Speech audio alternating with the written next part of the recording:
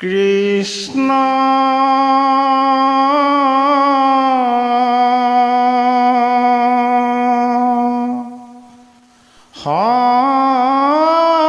শংকৰ গুৰু হৰি ৰাম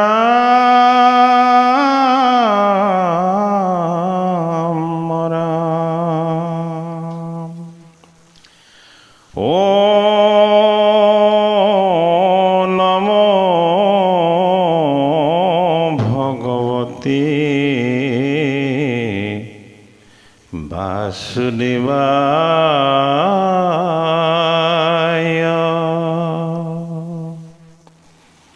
হে কৃপালু বৈষ্ণৱ সমস্ত, আমি ক্ৰমশ পাঠ আৰু পৰ্যালোচনা আগবঢ়াই অহা ভাগৱতৰ একাদশ স্কন্ধৰ নিমি নৱসিদ্ধ সংবাদৰ 14 নম্বৰ ভাগি পাঠ আৰু পৰ্যালোচনালৈ আমি আপোনাসবক সেৱা জনাইছোঁ।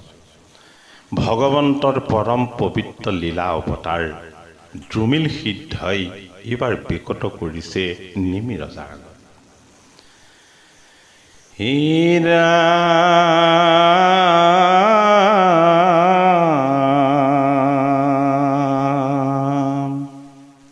হে বুলি ৰাজা বলে জিনি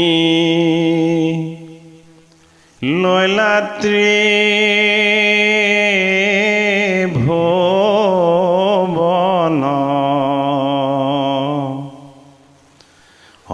দেৱতাৰ দুখ দেখি প্ৰভু নাৰায়ণ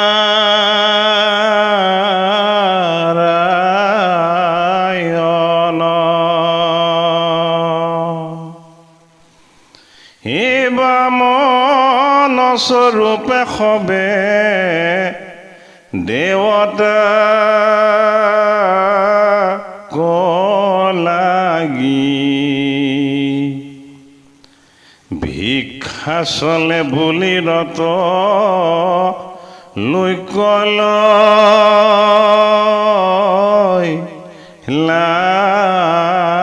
মাগি উদিতি মাতৃৰ বাক্য কৰি প্ৰতিপাল বুলি আনন্দে লীলা ভূতল পাতাল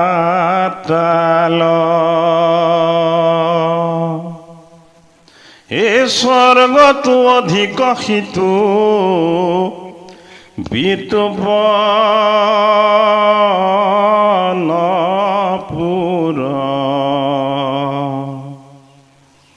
কৃষ্ণৰ প্ৰসাদে তাংক পাইলে ক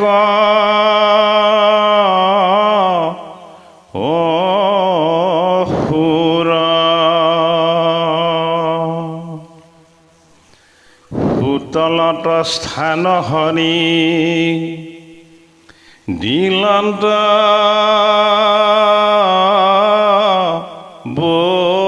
বলিক মহাদিব্য পুৰী সিটো স্বৰ্গতো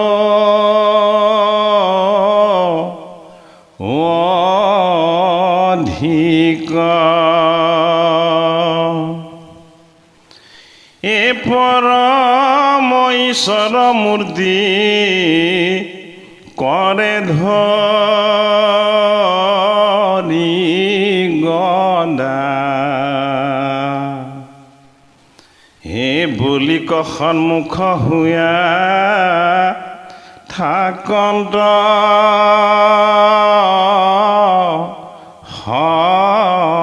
সৰ্বদা জগত তজুৰি লগায় বুলি মাত্ৰ দেখে এই ফুটিল কটাহ টান চৰণ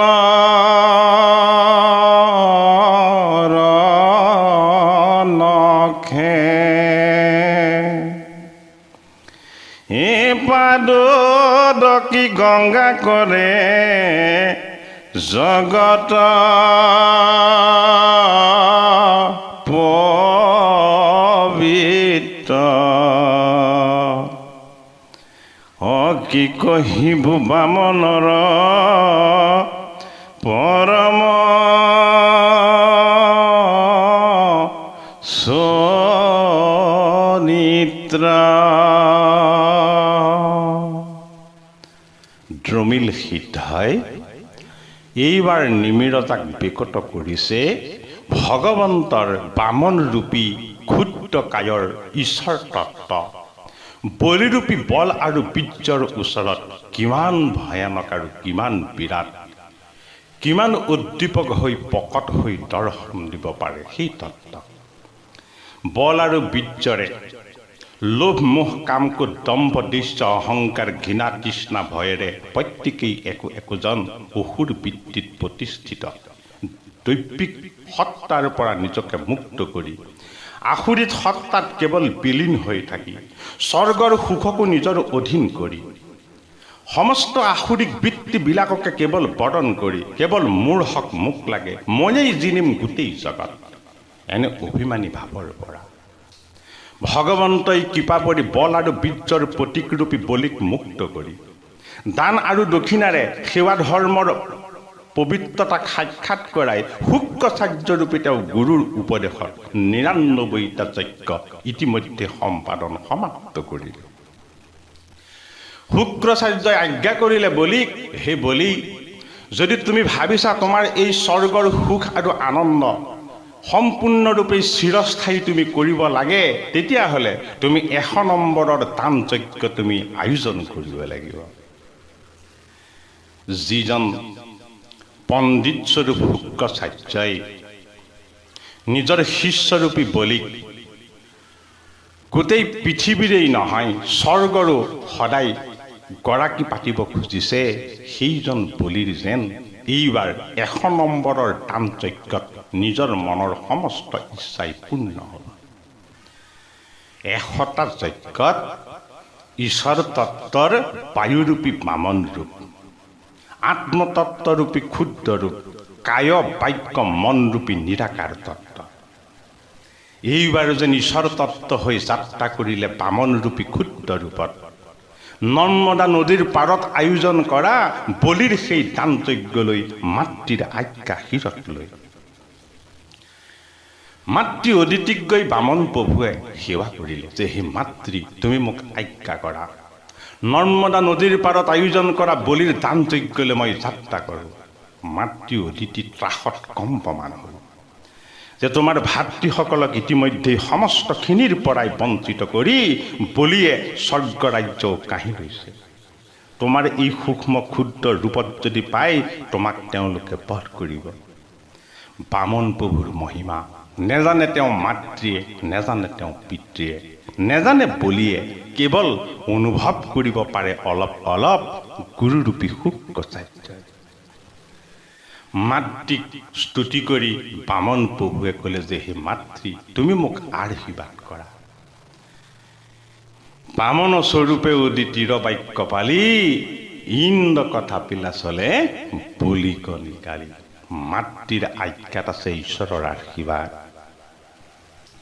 বামন প্ৰভুৱে সমস্তকে কৰি দেখুৱাইছে যে পিতৃ আৰু মাতৃৰ আজ্ঞা লৈহে শুভকৰ্মৰ যাত্ৰা বা প্ৰাৰম্ভ কৰিব লাগে ভগৱন্তৰ সাত্বিক ভক্তি তত্ত্বৰ মাজত মানৱ ৰূপেৰে পিতৃ মাতৃৰ আজ্ঞা আৰু আশীৰ্বাদৰ যে প্ৰয়োজনীয়তা আছে বামন স্বৰূপ ঈশ্বৰেও যেন আমাক সেই তত্ত্ব নিজে কৰি দেখাইছে যিহেতু জ্যেষ্ঠজনৰ আজ্ঞা আৰু আশীৰ্বাদ ঈশ্বৰ তত্ত্বৰে অংশ বলিৰ যজ্ঞলে সৰ্বশেষত যাত্ৰা কৰিলে বামন ৰূপী কায় বাক্যৰ মনৰ ক্ষুদ্ৰ ৰূপ লৈ বলিক দান দিবলৈ বাৰণ কৰিলে শুক্ৰাচাৰ্যই। সূৰ্যমন্ত ৰূপ অগ্নিমন্ত তত্ত্ব দেখি শুক্ৰাচাৰ্যই সাধনাৰ বলত গম পালে এইজন ক্ষুদ্ৰকায় যদিও এওঁ সাধাৰণ নহয়। পৰমাত্মাৰ পৰম তত্ত্ব এইজনেই জগতৰ যোগেশ্বৰ, এইজনেই ধাৰণ কৰি আছে সমস্ত জনকী। লগে লগে শুক্ৰাচাৰ্যই গৈ বলিক বাৰণ কৰিলে, হেৰৌ বলি ৰজা, তই যদি স্বৰ্গৰ সুখ আৰু তোৰ এই মৰ্ত্যৰ সুখক যদি তই স্থায়ী কৰিব বিচাৰিছ, তেতিয়াহ'লে তই এইজনক দান দিব কিন্তু কেতিয়াও নোৱাৰিবি। ইতিমধ্যে বলিয়ে বাক্য দি দিছে। বামন স্বৰূপ ঈশ্বৰৰ ব্ৰহ্মতত্ত্বত শৰণাপন্ন হৈ গৈছে। বাহমনক দান দি পুণ্য অৰ্জন কৰাৰ তেওঁ যে এক ঈশ্বৰৰ তত্ত্বত ধীৰ স্থিৰ মত, এই মতত তেওঁ অলৰ অচৰ হৈ গৈছে। দান কৰি কৰি পুণ্য সঞ্চয় কৰি কৰি জীৱনৰ ৯৯টা সৎযজ্ঞ ৰূপেৰে জীৱনৰ সৎ সাধনাখিনি সমাপ্ত কৰি বলি যেন এইবাৰ সম্পূৰ্ণৰূপে বিলীন হৈছে ঈশ্বৰ তত্ত্বত। বল আৰু বীৰ্যৰ অহংকাৰৰ পৰা তেওঁ যেন মুক্ত হৈছে। বামন প্ৰভুৰ আত্মতত্ত্বত ঈশ্বৰ ৰূপেৰে হৃদয়ত তেওঁ প্ৰতিষ্ঠিত হৈ তেওঁক যেন শুভ বুদ্ধি দান কৰিছে যে তই যদি ঈশ্বৰক প্ৰাপ্ত কৰিবলৈ হয়, এইবাৰ শুক্ৰাচাৰ্যৰূপী গুৰুৰ বাক্যও তই লংঘন কৰিব লাগিব। আৰু বলিয়ে বামনৰূপী ঈশ্বৰৰ যিজনৰ নখৰ কটাক্ষত ব্ৰহ্মডিম্ব ভংগ হৈ গংগাৰূপী ভক্তিৰ জল নিগৰিত হয়, যিজনৰ চৰণৰ জলে জগতক পবিত্ৰ কৰে, যিজনৰ পদাৰ্পণ হ'লে সমস্ত জগতেই পবিত্ৰ হৈ যায়, সেইজন বামন প্ৰভুৰ সান্নিধ্য হৃদয়েৰে বলিয়ে অনুভৱ কৰি বামন প্ৰভুক বাক্য দি দিলে, হি জগতৰ ঈশ্বৰ বামন দেৱতা, আপুনি মোক যি দান ভিক্ষা কৰে মই আজি তাকে দিবলৈ সাজু আছোঁ। ভগৱন্তৰ পদৰ পৰা উৎপত্তি হৈছে এই পৃথিৱী, ভগৱন্তৰ শিৰৰ পৰাই উৎপত্তি হৈছে স্বৰ্গ, ভগৱন্তৰ ভক্তিৰ তত্ত্বৰে নিৰ্মাণ হৈছে বৈকুণ্ঠ। এই সমস্ত তত্ত্বক কায় বাক্য আৰু মনেৰে বৰণ কৰিব পৰাৰ শক্তি আৰু সামৰ্থ্য বলিস্বৰূপ বল আৰু বীৰ্যৰ যেন সেই সময়ত আহি গ'ল। যিহেতু বামনৰূপী ক্ষুদ্ৰকায়ৰ ভগৱানজন তেওঁ চৰণ দৰ্শন দি বলিৰ ওচৰত আশীৰ্বাদদাতা হিচাপে প্ৰতিভাত হ'ল। বল আৰু বীৰ্যৰে অহংকাৰ অভিমানেৰে আমি জানো প্ৰত্যেকেই একোজন দুৰান্ত অসুৰস্বৰূপ বলিৰাই নহয়? ভগৱন্তৰ পৰম পবিত্ৰ লীলাতত্ত্বৰ কথা শ্ৰৱণ কীৰ্তন কৰি আমাৰ বল আৰু বীৰ্য আত্মতত্ত্বত লীন নিয়াই আমাৰ জীৱনকো আমি সমৰ্পণ কৰি দিব পাৰোঁ আমাৰ ভগৱন্তৰ চৰণত। যিজনে নিজৰ পৃথিৱীৰূপী কায় দান কৰিছে ভগৱন্তক, যিজনে বাক্যৰূপী স্বৰ্গৰ সুখক দান কৰিছে ঈশ্বৰক, আৰু যিজনে ভক্তিৰ সংস্কাৰৰূপী স্মৃতিকণকো দান কৰিছে বামন প্ৰভু, সেইজন বলিৰ দানে পাতালৰ অপবিত্ৰতা আঁতৰ কৰি জীৱনৰ সুখ শান্তি আৰু সমস্তখিনিক অত্যান্তিক সুখৰ আনন্দলৈ প্ৰকাশ কৰাই বলিক যেন ভগৱন্ত প্ৰভুৱে আশীৰ্বাদ দিলে যে তোমাক মই স্থান দিম হোটেলত। পাতালৰ হোটেল কি তত্ত্ব? যিখন ঠাইত ঈশ্বৰ ৰখীয়া হৈ থাকে, যিখন ঠাইত ওলাওঁতে সোমাওঁতে ভগৱন্তৰ সান্নিধ্যক অনুভৱ কৰিব পৰা যায়, যিখন ঠাইত ভগৱন্ত প্ৰভুৱে নিজেই নামৰূপী গদা ধাৰণ কৰি চক্ৰৰূপী ঈশ্বৰৰ দৈবিক সত্তাৰে ভকতক ৰক্ষা কৰি থাকে, যিখন ঠাইত কিবা এটা পোৱাৰ আকাংক্ষা নাথাকে, যিখন ঠাইত কিবা এটা হেৰুৱাৰ ভয় নাথাকে, সেই স্থানৰ নামেই হ'ল হোটেল। এই হোটেলৰূপী শান্তিৰ আলয় সুখৰ ধাম, ঈশ্বৰ উপাসনাৰ গভীৰ ভক্তিৰ তত্ত্বৰূপী এই পৰম পবিত্ৰ স্থান নিৰ্মাণ কৰিছে ভগৱন্তৰ তেওঁ অন্তৰেৰে সৈতে দিব্য তত্ত্বৰে। ভগৱন্তৰ ভক্তিৰ অনুভৱৰ তত্ত্ব হৈ বলিৰূপী দৈত্যস্বৰূপ বৃত্তিৰ পৰা মুক্ত হৈ ভগৱন্তক কায় বাক্য আৰু মনেৰে সৈতে সমস্ত দান দি হোটেলৰূপী শান্তি আৰু সুখৰ আলয়ত বলিদান থকাৰ ব্যৱস্থা হ'ল। নিমি ৰজা এই কথা বিকট কৰিছে দ্ৰুমিল সিদ্ধই যে হে নিমি ৰজা, বলিয়ে বল আৰু বীৰ্য নিজৰ পৃথিৱীৰূপী দেহ, নিজৰ চিন্তন ভাৱৰূপী শিৰকো দান কৰিছিল বামন প্ৰভু।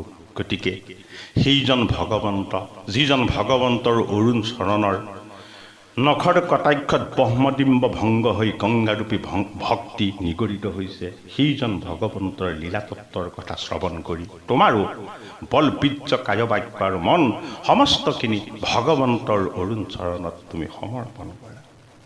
নিমি ৰজাই ভগৱন্তৰ এই পৰম পবিত্ৰ তত্ত্ব কথা দ্ৰুমিল সিদ্ধৰ মুখেৰে শ্ৰৱণ কৰি ঐকান্তিক সুখত যেন ৰমণ হ'ব পাৰিছে।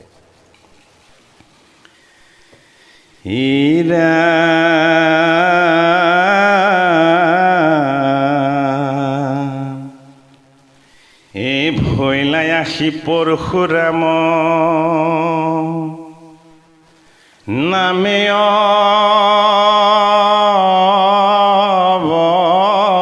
অৱতাৰ ও নিক্ষত্ৰী কৰিলা ভূমি তিনি হাতৰ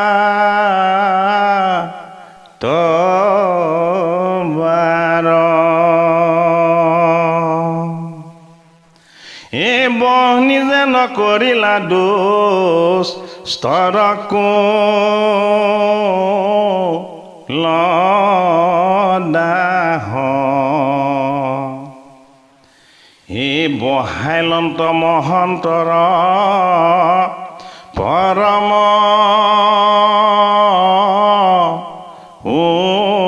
উৎসাহ হে ভূতকালয় অৱতাৰ কহিলো নিপ্ৰতি হে বৰ্তমান অৱতাৰ শুনিও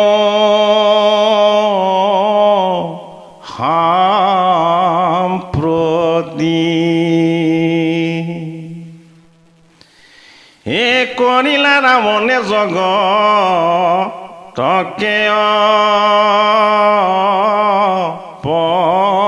অপকাৰ ও দেৱতাৰ মধ্য তলা গিলহা হাকাৰ এ দেখিয়া জন মিলা ৰাম দশৰথ ঘৰে হে সীতাৰ নিমিত্তে সেতু বান্ধিলা সাগৰে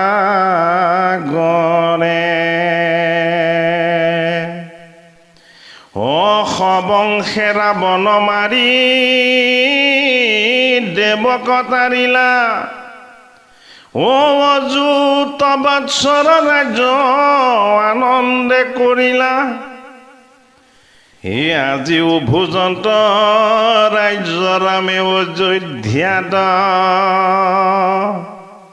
হে বৰ্তমান অৱতাৰ কহিল তোমাত বামন স্বৰূপ ঈশ্বৰৰ শুদ্ধ সাত্বিক তত্ত্বক নিমিৰতাৰ আগত দ্ৰুমিল সিদ্ধই বেকত কৰি পৰশুৰাম স্বৰূপ ঈশ্বৰৰ তত্ত্ব কথাও দ্ৰুমিল সিদ্ধক বেকত কৰি যিজন পৰশুৰাম ৰূপী বিষ্ণুৱে হাতত সংশয় ছেদনৰ কুঠাৰ লৈ সমস্ত অজ্ঞানৰ সংশয় ছেদন কৰি জ্ঞান বিদ্যা বুদ্ধিক প্ৰতিষ্ঠা কৰি অজ্ঞান অবিদ্যাক আঁতৰ কৰি ক্ষত্ৰিয় স্বৰূপ হিংসা ভিত্তিক যেন এই পৃথিৱীৰ পৰা তেওঁ নিৰ্মূল কৰিলে। সপ্ত বৈকুণ্ঠ সপ্ত স্বৰ্গ আৰু সপ্ত পাতাল এই 21টি তত্ত্বত ঈশ্বৰ তত্ত্বৰ ৰমণ হৈ 3 বাৰ পৃথিৱী প্ৰদক্ষিণ কৰাৰ চলেৰে বৈকুণ্ঠৰ সপ্ত তত্ত্বত ঈশ্বৰ ৰাম, স্বৰ্গৰ সপ্ত সুখৰ আনন্দত ঈশ্বৰ ৰাম আৰু সপ্ত পাতালত সুতল ৰূপী তত্ত্বটো ভগৱন্ত ঈশ্বৰৰ তত্ত্ব সদায় সুৰক্ষিত। ভগৱন্ত ঈশ্বৰ তত্ত্ববিহীন এই ব্ৰহ্মাণ্ডত কোনো স্থান নাই। ৰামৰূপী পৰমাত্মাৰ মায়াৰ শক্তিয়ে নিৰ্মাণ হোৱা স্বৰ্গ মৰ্ত্য আৰু পাতাল এই 3 তলৈক্যত ঈশ্বৰ তত্ত্ব সদায় বিৰাজমান। আত্মসংযম অবিহনে এই তত্ত্বক অনুভৱ নহয়। সেইবাবে সংযম ৰূপী সাধনাৰ ফচলেই হ'ল যমদগ্নি। ইয়ম অগ্নি যিজনৰ লগত সংযম আছে সেইজনৰ লগত আত্মতত্ত্বৰূপী অগ্নিৰ সত্তা আছে। আত্মতত্ত্বৰূপী অগ্নিৰ সত্তাৰ পৰাই যেন উৎপত্তি হৈছে ৰামৰূপী ঈশ্বৰৰ ভক্তিৰ সত্তা। এই ৰামৰূপী ঈশ্বৰৰ ভক্তি আৰু ঈশ্বৰ সত্তাই সমস্তকেই ৰক্ষা কৰে সংশয়ৰ পৰা, সমস্তকেই ৰক্ষা কৰে অজ্ঞানৰ পৰা, সমস্তকেই মুক্ত কৰে অজ্ঞান অবিদ্যাৰ পৰা। সেইবাবেই পৰশুৰাম স্বৰূপ ঈশ্বৰে অৱতাৰ ধৰি সমস্ত জগতকেই অজ্ঞানৰূপী ক্ষত্ৰিয়সকলক নিশেষ কৰি জ্ঞান বিদ্যা বুদ্ধিক যেন জগতত প্ৰচাৰ কৰি সপ্তম অনন্তৰ বেদ ব্যাখ্যাও কৰিছিল পৰশুৰাম প্ৰভুৱে।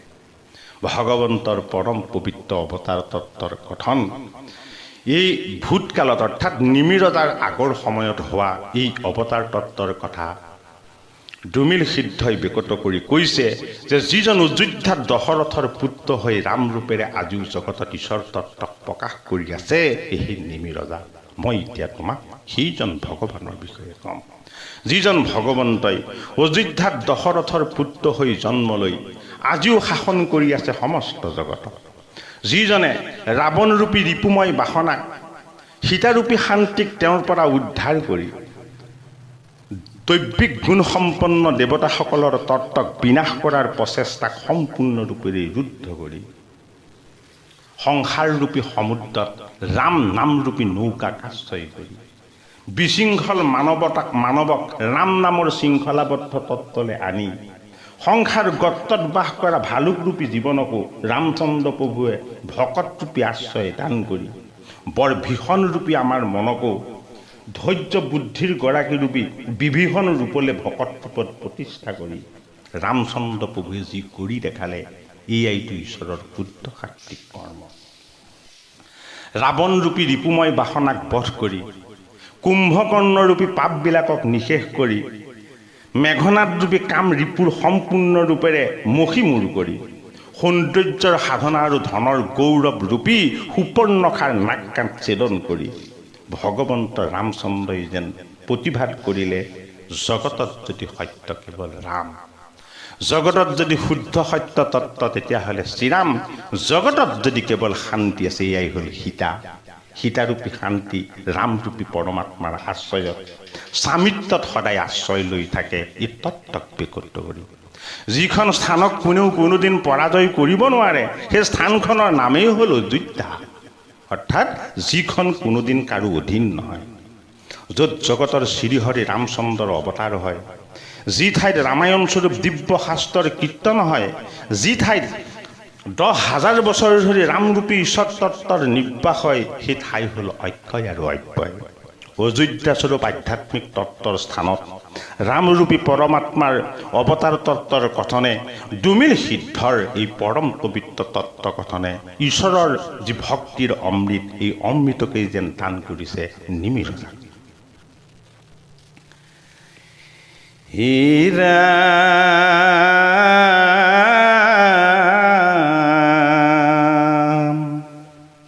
হে আজিও ভোজন্ত ৰাইজ ৰামে অযোধ্যাত হে বৰ্তমান অৱতাৰ কহিল তোমাত হে অযোধ্যাৰ প্ৰাণী মানে স্বৰ্গপুৰে নীলা হে অতি অদ্ভুত কীৰ্তি লোকত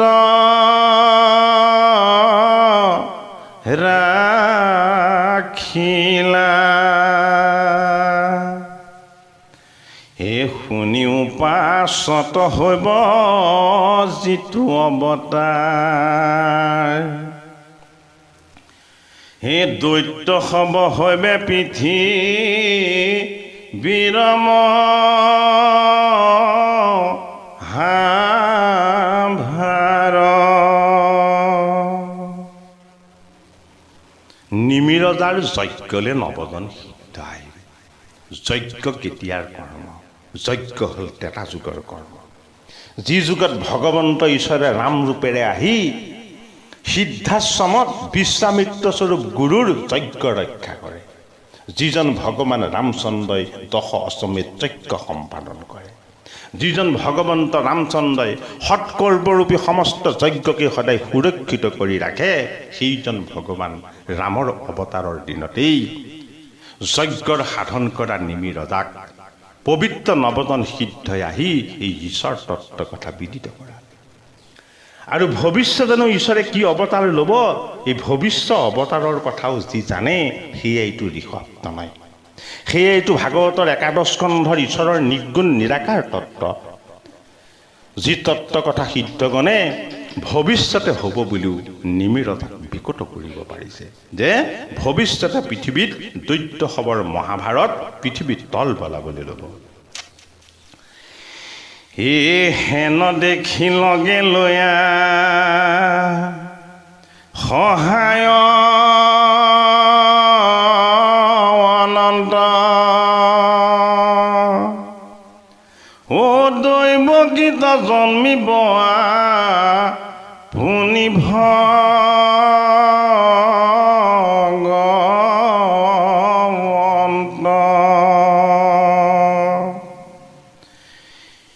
কি কাৰণে লগে লয়া দেৱ শংকৰখন,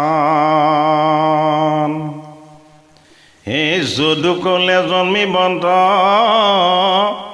প্ৰভু নাৰায়ণ। এই কংস ভয় চলে পাছে গোকুল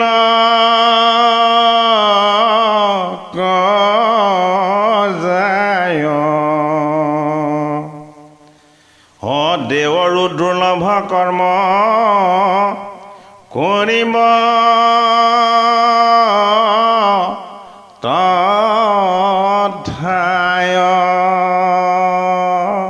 দুমিল সিদ্ধই নিমিৰজাক বিকট কৰিছে যে সেই নিমিৰজা ভগৱন্ত প্ৰভুৱে এই পৃথিৱীত যেতিয়া আসুৰিক বৃত্তিবিলাকৰ পয়োভৰ বৃদ্ধি হ'ব, পৃথিৱীত যেতিয়া পাপৰ পৰিমাণ বেছি হ'ব, তেতিয়াই শংকৰখন স্বৰূপে ঈশ্বৰৰ আশ্ৰয়ৰূপী অনন্ত কৃষ্ণ ৰূপেৰে ভগৱন্ত নাৰায়ণ নিজেই যদুকুলত আহি দৈৱকীৰ গৰ্ভত তেওঁ জন্ম ল'ব।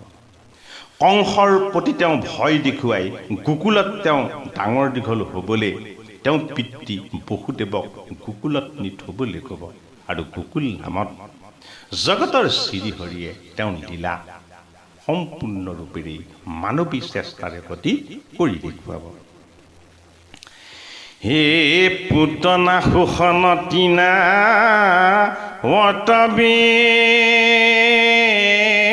নাখন, ও কেশী কংস চানুদাদি কৰিব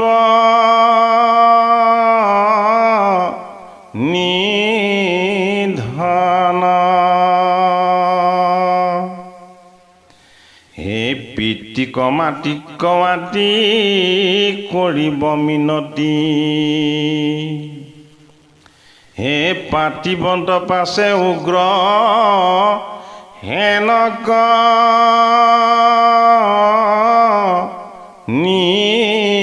নিপতি। হে নৰ কপৌণ্ড কুশাম শিশুপালবাদী,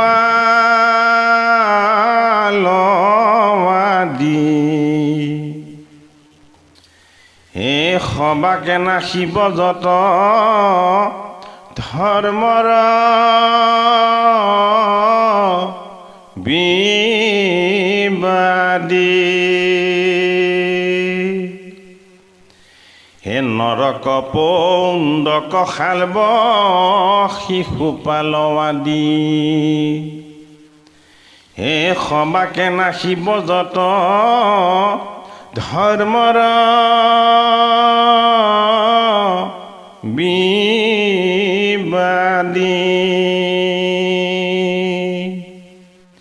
ও নিৰ্মিব দ্বাৰকা পুৰী সাগৰ নজলে ও নিব তৈকে মথুৰাৰ প্ৰজা যুগবলে হে যদু বংশ সমেততে বঞ্চিব হৰিষি অসুৰ সহাজাৰ হৈব কৃষ্ণৰ মহিষী সবাতো হৈ বেকজাত দ্বাদশতন হে দেৱাসুৰ মনুষ্যৰ সবাৰ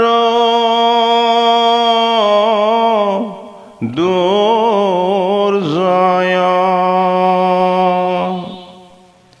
হে তা সমাৰ পুত্ৰ নাতি হৈবে কপাৰ হে ভকত জনৰ বাবে খন্দিমণিকাৰ এই সমস্ত লোকৰে আবে সাধিব মুকুতি ও বমা মাতি দেৱগণে কৰিব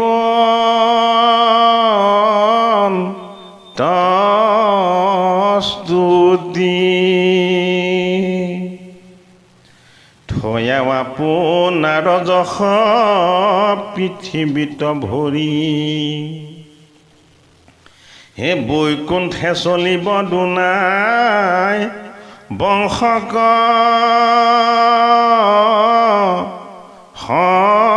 সংহৰি নিমি ৰজাক দ্ৰুমিল সিদ্ধই ভগৱন্তই দাপৰ যুগত ধাৰণ কৰা কৃষ্ণ অৱতাৰৰ কথা বিকট কৰিলে যে কংসস্বৰূপ মাতুলৰ ভয়ত ভগৱন্ত প্ৰভুৱে ডাঙৰ দীঘল হ'বগৈ গোকুল ধামত এই গোকুল ধামত তেওঁ অজ্ঞানৰূপী পুতনাক বধ কৰিব তৃণাৱৰ্তৰূপী প্ৰকৃতিক অত্যাচাৰ কৰা সকলক তেওঁ উপদ্ৰৱ কৰিব কেশীৰূপী নিজৰ জ্ঞানৰ অহংকাৰত উন্মত্ত হৈ থকাজনক তেওঁ বেদময় তত্ত্বৰে সৈতে নাশ কৰিব চানুৰ আদি নিজৰ শক্তি আৰু সামৰ্থ্যৰ ওপৰত অভিমান কৰাজনকো তেওঁ সম্পূৰ্ণৰূপে নিশেষ কৰিব ভগৱন্ত প্ৰভুৰ লীলাময় অৱতাৰে আমাৰ হৃদয়ত বাস কৰা ৰাজসিক তামসিক ৰূপী কংসময় অজ্ঞান আৰু অবিদ্যাবিলাকক পুতনাৰূপী জীৱনৰ মোহ আৰু মায়াৰ তৃষ্ণাবিলাকক প্ৰকৃতিৰ সমস্ত দ্ৰব্যকেই আমাক লাগে বুলি প্ৰকৃতিৰ ওপৰত কৰা অত্যাচাৰৰূপী তৃণাৱৰ্ত নামৰ অসুৰকো বধ কৰি জগতৰ ঈশ্বৰ হ'ল পুৰুষ আৰু প্ৰকৃতিৰ একাত্ম তত্ত্ব প্ৰকৃতি যদি সংৰক্ষিত আৰু সুৰক্ষিত নহয় ঈশ্বৰ তত্ত্ব তেতিয়াহ'লে কেনেকৈ নিৰ্বাস হ'ব জগতৰ ঈশ্বৰ কৃষ্ণই শিশু ৰূপেৰে গো পালন কৰি দেখাইছে গোকুল ধামত গো হ'ল অক্সিজেন নামৰ প্ৰাণৰ শক্তিৰূপী বায়ুক সংশোধন কৰাৰ এক দিব্য তত্ত্ব এই গোপালন স্বৰূপ বৃত্তিত জগতৰ ঈশ্বৰ কৃষ্ণৰ সমস্ত বেদময় ভক্তিৰ তত্ত্ব যেন নিৰ্বাস হৈ আছে সেইবাবেই ভগৱন্তই গোপাল ৰূপেৰে গোবিন্দ ৰূপেৰে সমস্ত পুত্ৰ সুখৰ আনন্দ নন্দৰূপী বৃত্তিক দান কৰি তেওঁ কৃষ্ণ ৰূপেৰে লীলা কৰিছে দাপৰ যুগত মথুৰাত জন্ম হৈ গোকুল ধামত ভগৱন্ত ঈশ্বৰৰ পৰম পবিত্ৰ লীলাতত্বৰ যোগেদি দ্ৰুমিল সিদ্ধই নিমিৰজাক কৈছে যে অনন্ত কোটি ব্ৰহ্মাণ্ডৰ ঈশ্বৰ নাৰায়ণ কৃষ্ণ ৰূপেৰে আৰু নাৰায়ণৰ আশ্ৰয়ৰূপী অনন্ত সংকৰ্ষণ স্বৰূপ বলৰাম ৰূপেৰে আহি দাপৰ যুগত ভূমিভাগত মথুৰাৰ সমস্ত প্ৰজাক মোহ আৰু মায়াৰ কংসৰূপী বন্ধনৰ পৰা মুক্ত কৰি ভক্তিৰে নিৰ্মাণ কৰা ভগৱন্তৰ যোগ সাধনাৰ তত্ত্বৰূপী একাত্ম ঈশ্বৰ তত্ত্বৰূপী মায়া আৰু মোহৰ সমুদ্ৰৰ পৰা নিলগাই ভক্তিৰূপী সমুদ্ৰৰ তাৰকাৰূপী পৰম পবিত্ৰ তীৰ্থত সমস্তখিনিকেই নি তেওঁ আশ্ৰয় দিছিল। ভগৱন্ত কৃষ্ণস্বৰূপ ঈশ্বৰৰ ভক্তিৰ গভীৰ তত্ত্ব বা ৰহস্য দুমিল সিদ্ধই এইদৰে নিমি ৰজাৰ আগত বিকট কৰিছে। আত অনন্তৰে হৈব বুদ্ধয় অৱতাৰ। হে অনেক পাখণ্ড শাস্ত্ৰ কৰিব প্ৰচাৰ। হে বেদ পথ এৰি যজ্ঞ কৰিব অসুৰ। হে বাদে বিমুহীয়া কৰি বন্ত যজ্ঞ দূৰ। অসুৰ স্বভাৱ হৈম মনুষ্য গতেক। এ ধৰাইব পাখণ্ড পথ তাহাকো প্ৰত্যেক। হে মোহ হৈয়া ভকতিক কৰিব ধিক্কাৰ। হে আনসে কৰিব কৰ্ম হৈয়া অনাচাৰ। হে হৰি বিমুখক কৰি ভমিব ভূমিত। হে নচাহিব লোকে নাৰহি তাহিত। হে হৈবে কৱাকুল ধন নাৰীৰ আক্ৰোশে। হৰি কহেলিয়া নাশ যাব হি দোষে। বেদ বিধি বিমুখ হৈ বেক দিনে দিনে। নহৈব ধৰ্মত মতি অধৰ্মত বিনে। হে মিল সহব হৈব পিঠি বিৰয় অধিকাৰ। হে নকৰিব সুখ দুখ বিচাৰ প্ৰজাৰ। হে লোভে মোহে আকুলন চাইব গুণ দুখ। হে সদায়ে কৰিবে মাত্ৰ ধনত্ৰ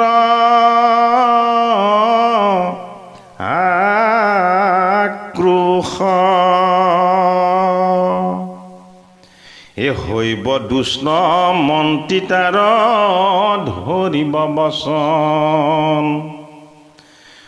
ধনৰ নিমিত্তে যেন খাইবে প্ৰজাগণ।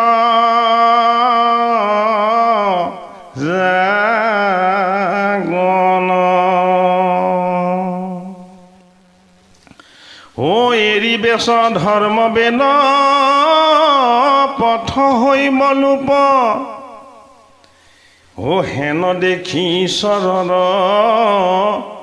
হৈবা মহাকোপ।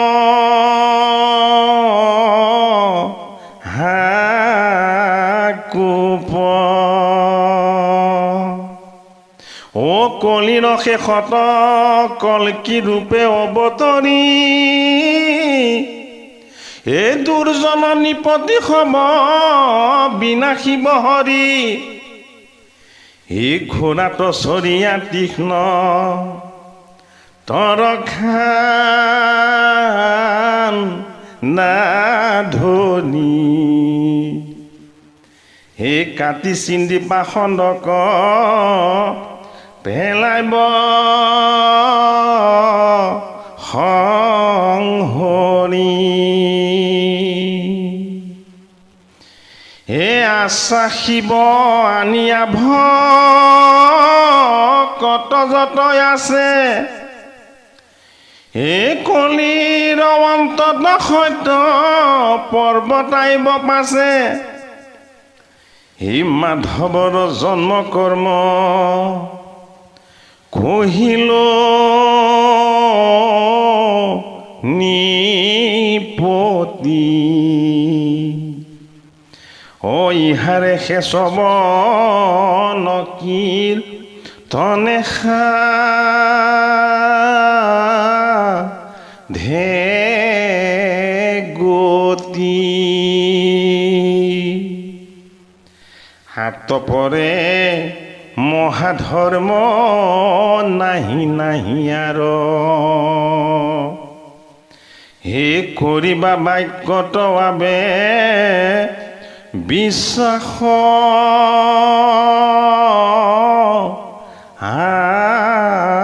আমাৰ, হে নথৈবা মনত ৰাজা সংশয় কিঞ্চিত,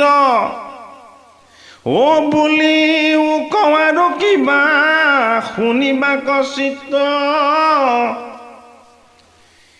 হে শুনা সামাজিক জন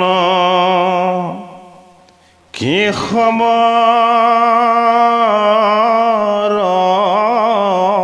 কথা, ও বিষয়ৰ অৰ্থে জন্ম নকৰি বা বৃথা, ও কাছৰ কাৰণে যেন তজয় মানিক, সেই জানি সাধুজনে যত্নে ভজিও হৰিক, ও দুৰ্জন মনৰ সংগে ভৈলো সৰ্বনাশ,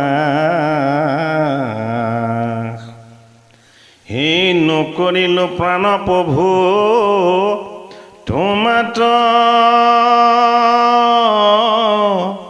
বিশ্বাস,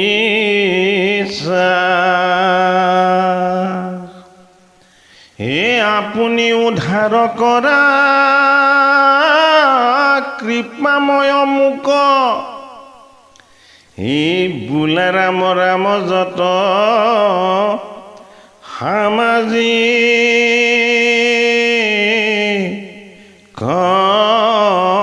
লোক, হে হৰিনাম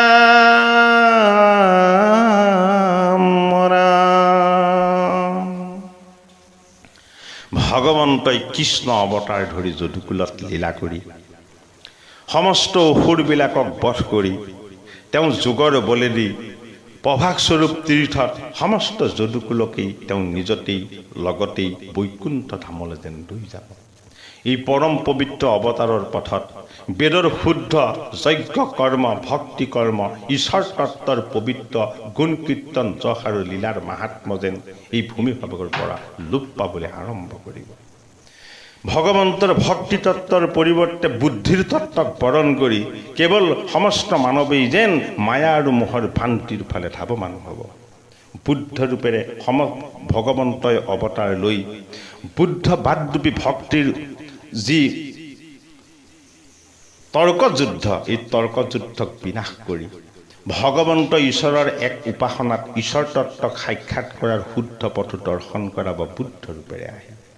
বামানয়ৰূপী কেৱল সুখৰ সাধনাৰূপী শাস্ত্ৰবিলাকেৰে সৈতে জগতখন যেন কেৱল ভুল পথলৈ ধাবিত হ'ব। সমস্তখিনি ঈশ্বৰ তত্ত্ব এই পৃথিৱীৰ পৰা বিলুপ্ত হোৱাৰ পথ দেখি ভগৱন্ত প্ৰভুৱে নিজেই কল্কিৰূপী অৱতাৰ ধাৰণ কৰি দিব্য ঘোঁৰাত তেওঁ দিব্য অস্ত্ৰ লৈ সমস্ত ভোগবাদী অসুৰবাদী সকলকেই যেন বিনাশ কৰিব। ভগৱন্তৰ একান্ত ভকতসকলৰ ভক্তিৰ ৰহস্য তত্ত্ব যিসকলৰ লগত আছে, কল্কিৰূপী ঈশ্বৰৰ সেই তীক্ষ্ণ অস্ত্ৰই সেইসকলক স্পৰ্শ নকৰি সেইসকলক এই পৃথিৱীৰ মাজত যেন বচাই ৰাখিব। ভগৱন্ত প্ৰভুৰ ঈশ্বৰৰ গভীৰ ভক্তিৰ তত্ত্ব, সত্যৰূপী সনাতন ঈশ্বৰৰ শুদ্ধ আত্মতত্ত্ব সমস্ত জনৰ মাজত বিদিত হৈ কলগিৰূপী কালৰ অৱসান ঘটি সত্যৰূপী শুদ্ধ ঈশ্বৰ তত্ত্ব এই ভূমিভাগত আকৌ পুনৰ প্ৰতিষ্ঠা হ'ব। ভগৱন্তৰ পৰম পবিত্ৰ লীলাতত্ত্ব কথন দুমিল সিদ্ধই নিমিৰজাক বিকট কৰি ভগৱন্তৰ এই পৰম পবিত্ৰ অৱতাৰ তত্ত্ব কথনে পৰম পবিত্ৰ আত্মতত্ত্বৰ যোগেদি পৰমাত্মাৰ শুদ্ধ সত্য ভক্তিৰ তত্ত্বৰ অমৃত সমস্তজনকেই দান কৰে। ই কথাক প্ৰতিবাদ কৰি ভাগৱতৰ একাদশ স্কন্ধত কবিৰ উপদেশৰ আৰ্হিৰে মাধৱৰ জন্ম কৰ্ম লীলা আৰু অৱতাৰ তত্ত্বৰ পবিত্ৰ কথনে আমাৰ হৃদয় মন্দিৰত ঈশ্বৰৰ পৰম পবিত্ৰ ভক্তিৰ অনুৰাগ জাগ্ৰত কৰি হৰিময় গোটেই জগতখনকেই যেন দৰ্শন কৰাব। ভগৱন্ত হৰি ৰামকৃষ্ণ নাম শ্ৰৱণ কীৰ্তন আনন্দৰ নিৰ্গুণ নিৰাকাৰ শুদ্ধ ঈশ্বৰ ভক্তিৰ তত্ত্বক আমি সাক্ষাৎ কৰি মৃত্যুমুখী মানৱ হৈও আমি ঈশ্বৰ তত্ত্বৰ মাজত যেন ৰমণ হৈ ভগৱন্তৰ অত্যান্তিক সুখক যাতে আমি সাক্ষাৎ কৰিব পাৰোঁ। কপিৰ উপদেশে সমাপ্তত আমাক সেই উপদেশকেই দান কৰিলে। সেই কৃপালু বাপ্পাণ্ড বাই সমস্ত দুমিল সিদ্ধৰ যোগেদি বিকট হোৱা ভাগৱতৰ ভগৱন্তৰ লীলা অৱতাৰ তত্ত্ব কথনৰ একাদশ স্কন্ধৰ নিমি নৱসিদ্ধ সংবাদৰ আমি আজি 14 নম্বৰ ভাগি পাঠ আৰু পৰ্যালোচনাৰ ইমানতেই সামৰণিৰ সেৱা ধৰিছোঁ। অজানিতে যদি আমাৰ কিবা ভুল ভ্ৰান্তিও হৈছে সমস্তজনেই দয়াৰ দৃষ্টিৰে চাব বুলি আশা ৰাখি আমাৰ অনুষ্ঠানৰ সামৰণি মাৰিছোঁ। অহাভাগি পাঠ আৰু পৰ্যালোচনাত আমি সমসিদ্ধৰ হৰিভক্তিহীনৰ গতিকথনৰ পৰা আমি পাঠ পৰ্যালোচনা আৰম্ভ কৰিম। অ হৰি অ ৰাম জয় গুৰু শংকৰ কৃষ্ণ।